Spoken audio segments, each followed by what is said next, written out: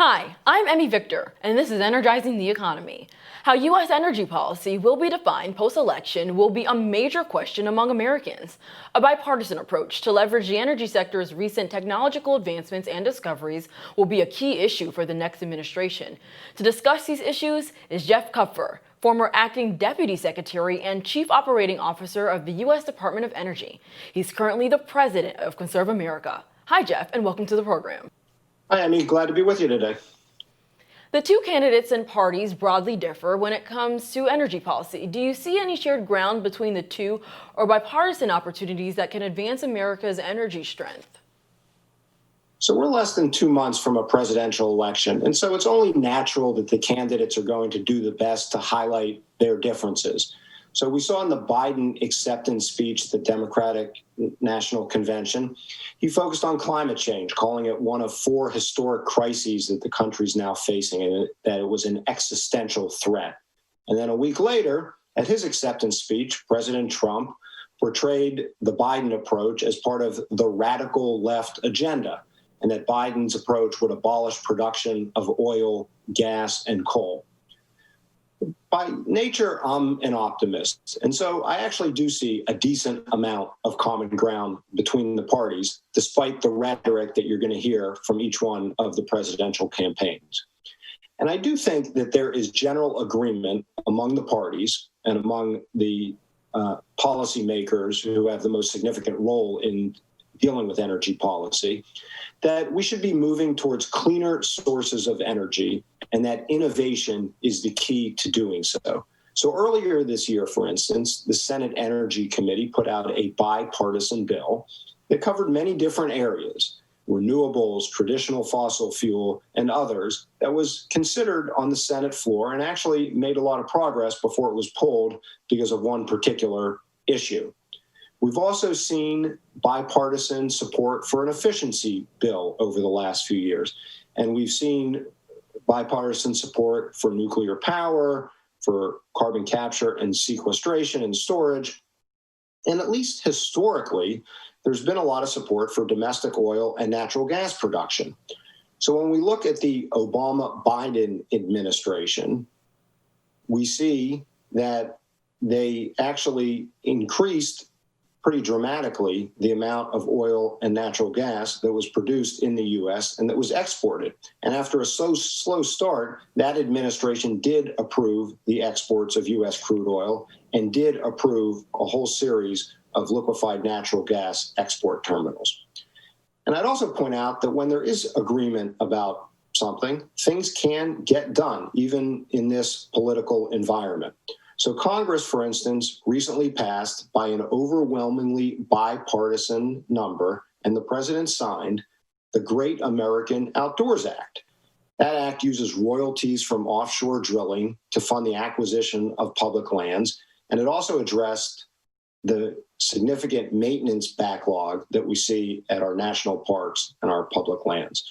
So when there is a will to get something done, and there is agreement, we can actually accomplish things and move forward.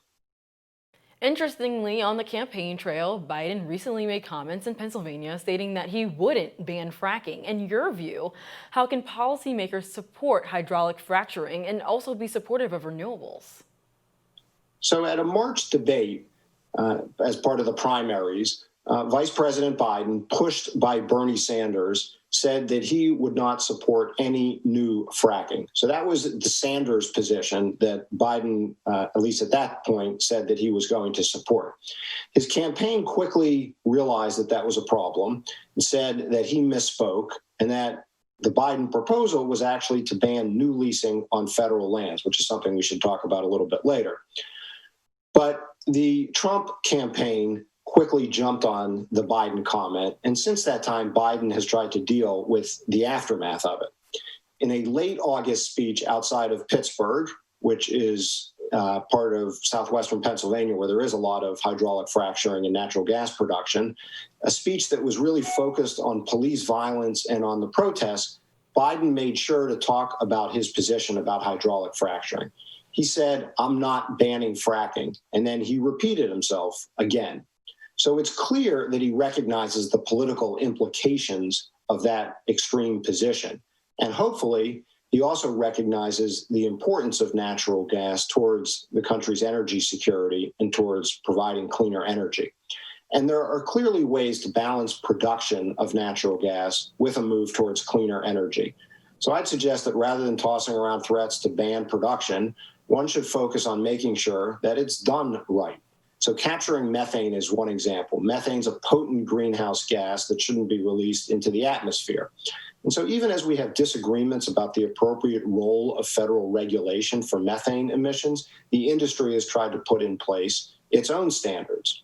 There is a clear role for regulation in this sector. And we can hope that if there is a Biden administration, it will use an appropriate cost-benefit analysis to guide its approach and to make sure that natural gas is still able to be produced in a reasonable and efficient way. Let's talk about climate change. It's become a central discussion to all things energy related. What policies most look effective to you to address climate change and reduce carbon emissions? And what are the costs associated with certain policies? Yeah, so I really think it's important that we move beyond the green versus fossil fight as if it's an either or issue, and really just focus on deploying the best energy resources that are available by each sector and for each region. And the metrics that we should look at is what's abundant, reliable, secure, affordable, clean. And in some places, that's going to be wind and solar, where the costs have really come down. Other places, it may be hydropower, nuclear power, natural gas. There's not a one-size-fits-all solution.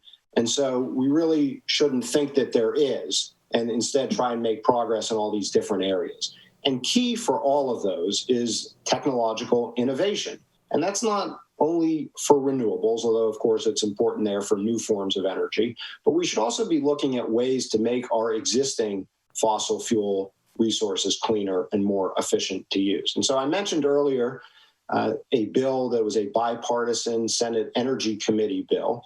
It was championed by the chairman of that committee, Senator Lisa Murkowski, and the ranking member, Democrat Joe Manchin. It's called the American Energy Innovation Act, and it makes investments in all sorts of energy sources, in energy efficiency and renewable energy and energy storage, in the carbon capture, nuclear, vehicle technologies. It talks about mineral security, which are really important for our next generation of energy, and cyber and grid security, workforce development.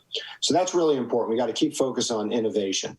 We should also be focusing on natural solutions, which are really important from the climate standpoint. So, for instance, in the Senate, Senator Braun, along with Democrats, Senator Stabenow and Senator Whitehouse, introduced something called the Growing Climate Solutions Act, which talks about emissions mitigation in the agriculture and forestry sectors and how to leverage markets there to do better. We've also seen some legislation about planting more trees, the Trillion Trees Act.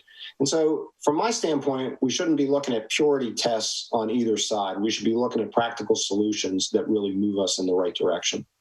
Jeff, over the years, many oil and gas companies have invested more in R&D to produce new cutting-edge technology that reduces emissions.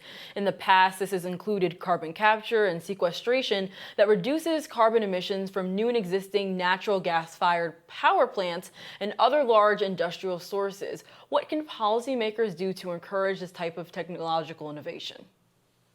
So there's been a steady drumbeat from oil and gas companies, the international oil and gas companies, about setting emissions reduction targets or diversifying their businesses.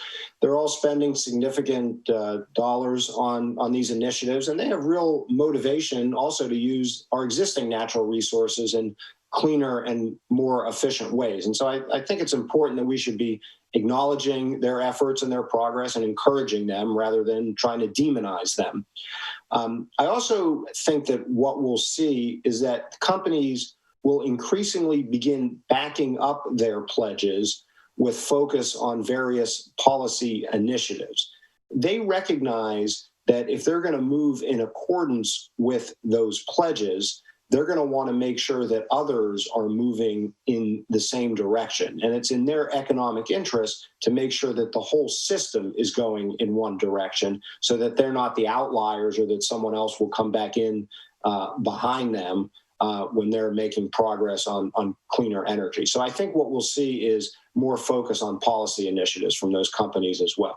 And so that brings us to the question of what government can do. One thing we know government shouldn't be doing is trying to come in with a top-down command and control approach that really dictates how the marketplace should work. Instead, what the government should be doing is trying to make the market more efficient and try to make sure that all sorts of innovation can flourish in that marketplace. And so the government should be trying to reduce the regulatory red tape. It should try to have stable policies in place. One example is a tax credit for carbon capture and sequestration, which was a bipartisan bill in 2018, and will allow different projects to experiment and explore and hopefully to get the technology in place.